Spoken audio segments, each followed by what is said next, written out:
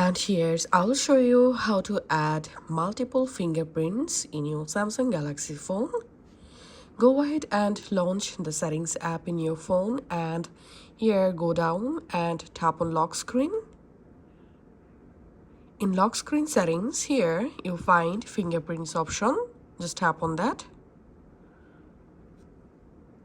Now you have to verify your phone lock. And under fingerprints, here you'll find all of your added fingerprints. To add multiple fingerprints, just tap on add fingerprint. And now go ahead and set up your fingerprint just like so.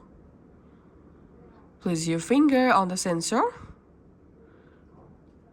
And that's how you have to complete this percentage.